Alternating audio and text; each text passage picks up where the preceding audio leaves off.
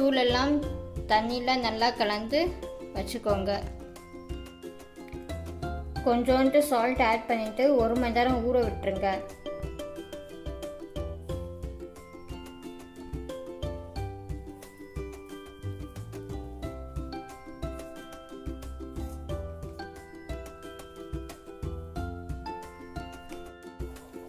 இப்போ எண்ணெய் நல்லா காய்ஞ்சிருச்சு. இப்போ காலிஃப்ளவர் ரோஸ்ட் செய்ய போகிறோம்.